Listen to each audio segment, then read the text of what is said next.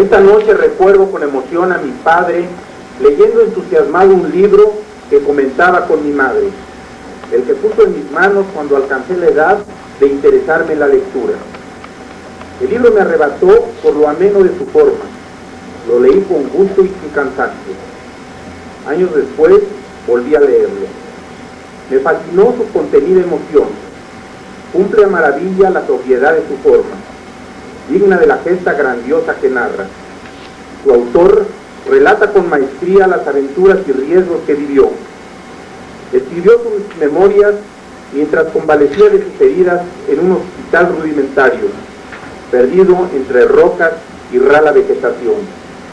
Mientras tanto, el clero pactó la paz con el gobierno. Los que luchaban por Dios y por la patria obedecieron a la iglesia, se sometieron y entregaron sus armas a cambio de un salvaconducto, de una promesa de respetar sus vidas. Pero hombres armados, ocultos tras los vagones de la estación donde esperaban el tren que los devolviera a sus familias, dispararon sobre ellos y huyeron. Los vecinos indignados se encararon con el jefe de la guarnición de la plaza, quien con altanería les responde: ¿Pues quién les manda? ¿Para qué se meten entre las patas de los caballos? Respuesta que el autor empleó como título del libro que mi padre puso en mis manos. Título que logra una certera expresividad epigráfica. En él se dice que las hojas del diario del cristero quedaron destrozadas por las balas que le dieron muerte, manchadas con su sangre. Final de tremenda intensidad literaria, narrado con el propósito de no involucrarse a sí mismo con el héroe de la obra. Y esta noche está aquí con nosotros su autor. Viene a hablarnos como testigo de primera mano de la vida y martirio del beato Miguel Agustín Pro, S.J., a quien trató como sacerdote y como amigo. Queda con ustedes Luis Rivero del Val, para quien pido un fuerte aplauso.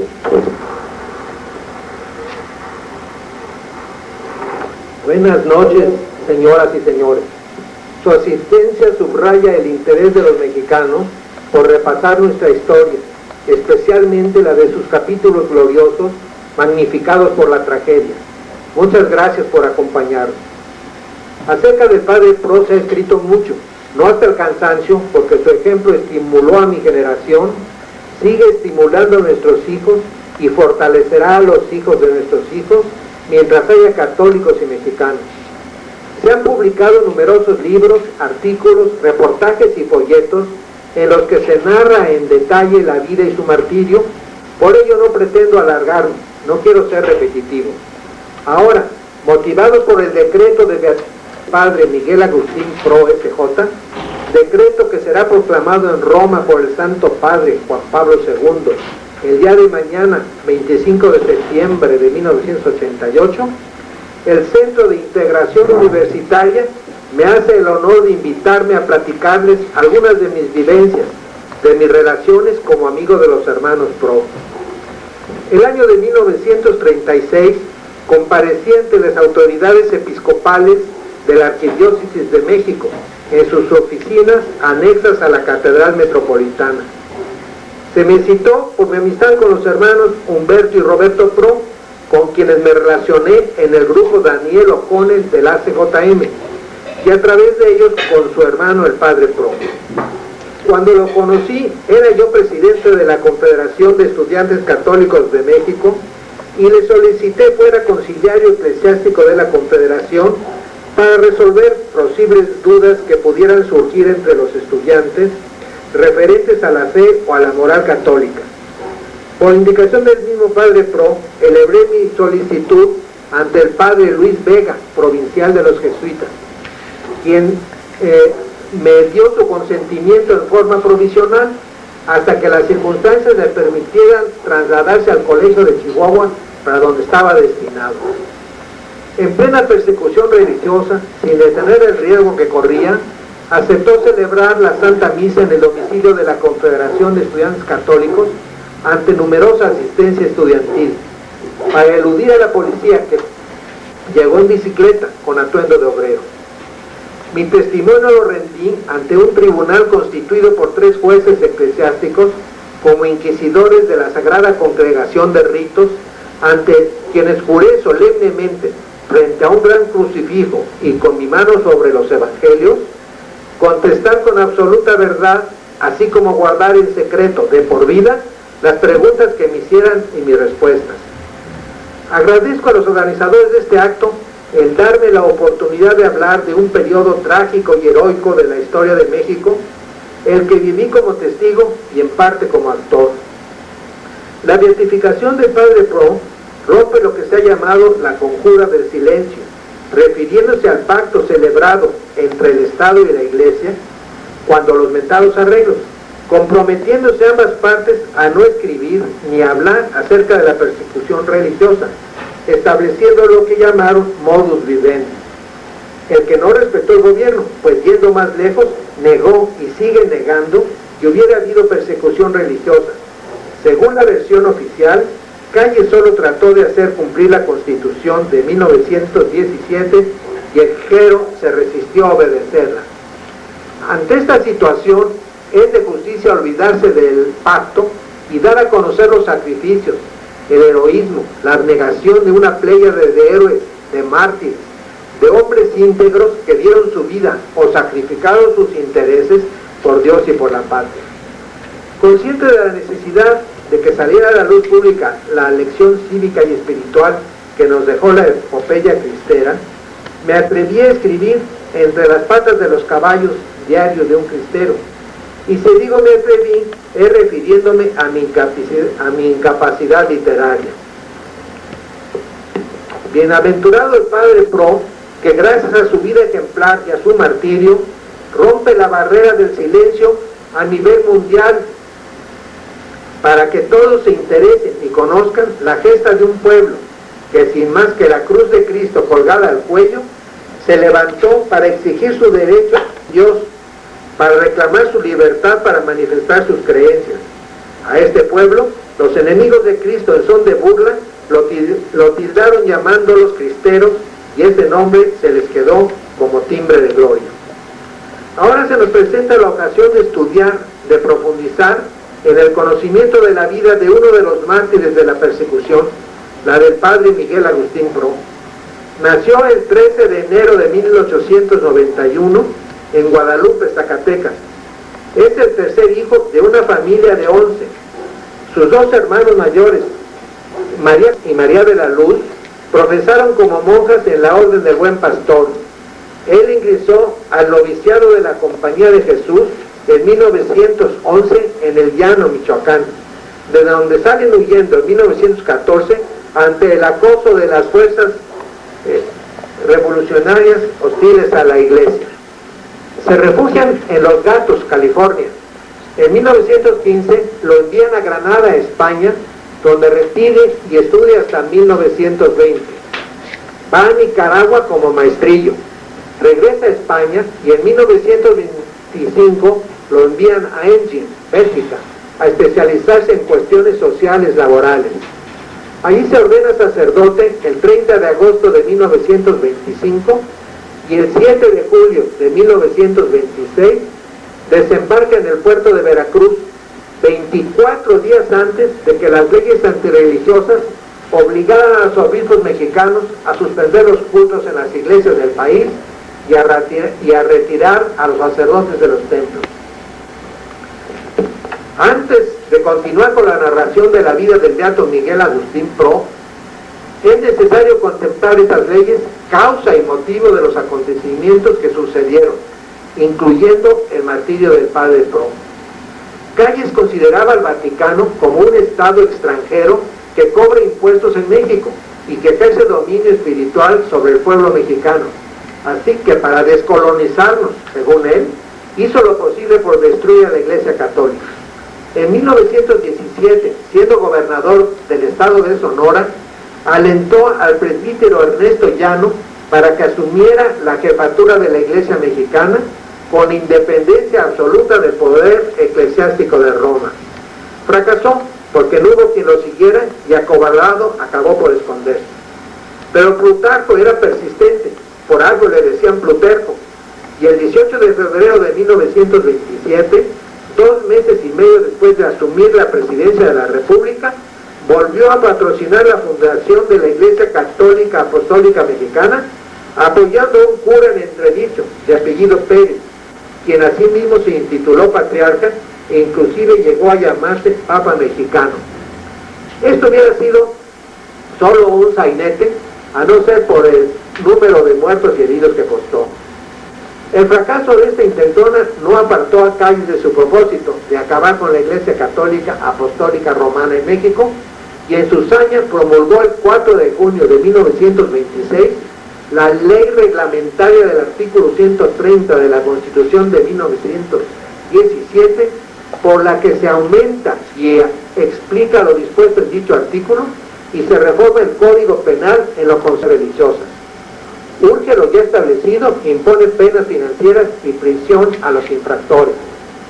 Todos los artículos están redactados en tal forma que de cumplirse hubieran acabado necesariamente con todo conocimiento religioso. Reforzando los preceptos confiscatorios de la Constitución, que declara propiedad de la nación los templos, casas curales, asilos y conventos, la ley Calles, como se le llamó, decreta que cualquier edificio en que se haga propaganda religiosa o se enseñe religión pasará desde luego en pleno derecho al dominio directo de la nación. Otro artículo prohíbe usar fuera de los templos medallas, cruces o cualquier distintivo que caracterice a quien lo porte como profesante de algún culto, con sanción de 500 pesos, de aquellos de 1926, o arresto de 15 días y mayores a los reincidentes. Y para asegurarse del estricto cumplimiento de la ley, esta responsabiliza a las autoridades municipales, obligándolas a consignar a los infractores, y de no hacerlo, se les considerarían cómplices o encubridores, con pena de perder sus empleos y quedar inhabilitados para desempeñar cargos o empleos públicos por 5 años, además de multa y prisión. Los gobernadores de los estados, en un maratón de leyes anticlericales, expidieron las suyas propias. En Chiapas se expidió la Ley de Prevención Social. En su capítulo 2 considera como malvivientes a los sacerdotes que ejercen sin permiso gubernamental, así como a las personas que enseñen dogmas religiosos y a los impresores o distribuidores de libros o folletos por los que se proponga inculcar prejuicios religiosos, y como malvivientes ser sometidos a prisión o trabajos forzados. La ley Calles entraría en vigor el 31 de julio de 1926. Los obispos mexicanos declararon que ante la imposibilidad material de cumplir con la finalidad para la cual fue instituida la Iglesia por Jesucristo, su fundador, quien ordenó a los apóstoles ir y enseñar a todas las gentes, bautizándolas en el nombre del Padre y del Hijo y del Espíritu Santo, enseñándoles a observar cuanto yo os he mandado. Decidieron los obispos suspender el culto en todas las iglesias del país el mismo 31 de julio, decisión trascendental aprobada por el Santo Padre, y los sacerdotes se retiraron de los templos para no exponerlos a los castigos que fija el nuevo Código Penal. A la clausura de templos, colegios particulares, conventos, asilos o seminarios en toda la República se sucedieron sacapelas entre el pueblo, la tropa, la policía y los bomberos. Muchos se aprestaron a la resistencia cívica, inscribiéndose en la recién formada Liga Defensora de la Libertad Religiosa, la que encabezó las agrupaciones de sociedades católicas, dispuestos todos a cooperar en defensa de los derechos humanos. Inicialmente se esgrimió como arma pacífica el boicot económico, o sea, la abstención de toda cooperación económica y social con el gobierno opresor, instrumento defensivo usado con éxito en Bélgica y en Francia, pero destinado al fracaso en un medio antidemocrático, represivo y tiránico. Meses después, ya nadie creía que Calles cambiaría de actitud por medios pacíficos civilizados. No tomó en cuenta los efectos desastrosos del boicot ni los memoriales suscritos por millones de ciudadanos, después de que Calles declaró que los católicos tenían 2 caminos para lograr modificar la ley: el Congreso de la Unión o las armas, agregando que en ambos caminos su gobierno estaba preparado. Una cámara servil desechó los memoriales por improcedentes, sin siquiera darles entrada. Así las cosas, poco a poco, lentamente, fueron apareciendo a lo largo de toda la República grupos de gente del campo levantados en armas, muchos para salvar sus vidas amenazadas por los esbirros por el solo hecho de ser católicos, o porque los testaferros del gobierno los habían dejado sin cosa alguna, apoderándose de sus tierras y bienes con la simple acusación de ser católicos.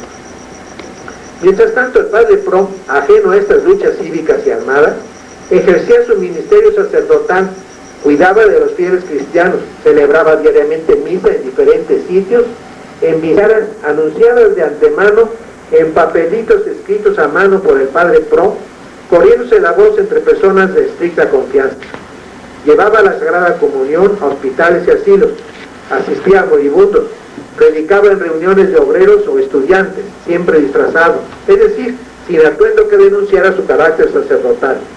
Su labor apostólica no conoció límite ni cansancio, totalmente entregado a su ministerio, a sus obras de caridad entre los pobres, olvidándose de sus propios males físicos que lo atormentaban. A sus hermanos les profesaba un cariño paternal, no solo por la diferencia de edades, sino por casi no haberlos conocido de niños. Roberto tenía 22 años y Humberto 24, y Ana María 27. Ella, tiempo después, se casó con el ingeniero Emilio Rivero del Val, mi hermano. En junio de 1927, la Liga nombró a Humberto su delegado regional en el Distrito Federal, secundado por Roberto. Eran amigos del ingeniero Luis Segura Vilchis, por ser todos sacerdotameros, aunque perteneciendo a distintos grupos. No tenían conocimiento ni participación en las actividades del ingeniero como jefe de avituallamiento militar de los cristeros del estado de Jalisco. Segura Vilchis pidió a los jefes de la Liga Defensora de la Libertad Religiosa le proporcionaran un automóvil necesario para el desempeño de sus actividades, y estos le proporcionaron un viejo Essex cuyas placas número 10.101 llevo grabadas en mi memoria por haber sido yo comisionado por la Liga para ir a la agencia que lo vendió a pagar la última letra de crédito y recoger la factura, y esto un día después del atentado a Obregón, en cuyo cometido usaron el viejo Essex. El carro estaba registrado a nombre de Daniel García, seudónimo de Humberto Pro en la Liga, siendo esto la causa de que la policía mezclara en el atentado a los hermanos Pro, culpándolos de algo de lo que eran absolutamente inocentes, como se comprobó exhaustivamente durante el proceso de beatificación del padre Pro, hasta tener la certeza de su inocencia y de la de Humberto, su hermano. El gobierno también sabía que eran inocentes, pero con la intención de deshonrar a la iglesia ante el pueblo y ante el mundo, Calles ordenó su inmediato fusilamiento sin una investigación formal, solo con la simple relación de policía que antecede a la investigación judicial, pues de consignarlos a un juez habrían de resultar absueltos por falta de méritos, y esto no encajaba dentro del plan del tirano, que perseguía un fin político, el de justificar la persecución religiosa, así que para evitarlo precipitó los acontecimientos. Los bárbaros asesinatos fueron ejecutados con prepotencia, ostentación y lujo de fuerza, ya que los fusilaron a Mena en la misma inspección de policía, rodeada de tropa. Convocaron a periodistas y fotógrafos de prensa, quedando así constancias gráficas de un acto tan ilegal como cobarde y de la cristiana dignidad con que murieron. El Universal Gráfico lanzó una edición extra con numerosas fotografías, edición que la policía requisó, pero las fotografías fueron rescatadas por los elementos de la Liga, se reprodujeron por millares y son mudo testigo, para ejemplo de futuras generaciones, no para deshonra de la Iglesia ni de los jesuitas, ni atemorizaron a los católicos como Calles pretendió. El entierro de los Pro tuvo características apoteósicas. La ciudad se lanzó a las calles, la gente se arrodillaba en las banquetas y al paso de los féretros se unía al cortejo que se extendió desde la colonia Cuauhtémoc hasta el Panteón de Dolores, ya pletórico por otra multitud que los esperaba rezando y cantando. Esta manifestación espontánea, no preparada, atemorizó a los tiranos, quienes, dispuestos a dominar por el terror, Crearon al efecto un organismo paraestatal al que llamaron Liga de Defensa Revolucionaria para castigar a la reacción. La inocencia de los PRO no solo se comprobó durante el proceso de beatificación, sino que el mismo general Álvaro Obregón la proclamó públicamente días después de los fusilamientos, durante una perorata que pronunció en Toluca el 28 de noviembre de 1927, y cuyo texto publicaron al día siguiente los diarios El Universal y Excelsior, que a la letra dice: cuando nos pica una hormiga, no buscamos a la hormiga que nos picó para matarla, sino que cogemos un balde de agua caliente y lo arrojamos sobre el hormiguero. Cuando nos pica un alacrán, cogemos una linterna para buscarlo, y si encontramos otro alacrán, no lo dejamos vivo porque no nos ha picado, lo matamos porque también puede emponzoñarlo. Las conclusiones y comentarios las dejo a ustedes. Reconoce que el padre Pro no lo picó, pero tenía que matarlo. Sabemos que el padre Pro, desde el mismo día de su muerte, gozó fama de santidad. El pueblo se encomienda a él y conserva como reliquia trocitos de sus ropas ensangrentadas. El martirio era una de sus más altas aspiraciones desde que pisó suelo mexicano, al enterarse cómo eran sacrificados tantos católicos solo por serlo. Murió con los brazos en cruz y al caer acribillado por las balas gritó: ¡Viva Cristo Rey! El 10 de noviembre de 1986, su santidad Juan Pablo II firmó el decreto de beatificación del padre Miguel Agustín Pro. El decreto dice que fue muerto por odio a la fe. El proceso de beatificación se inició en 1952 y el domingo 25 de septiembre de 1988, es decir, mañana, será proclamado beato por el Santo Padre, quien declarará solemnemente que el Vaticano en Roma, que es digno de culto en los altares el padre Miguel Agustín Pro, sacerdote jesuita, siervo de Dios.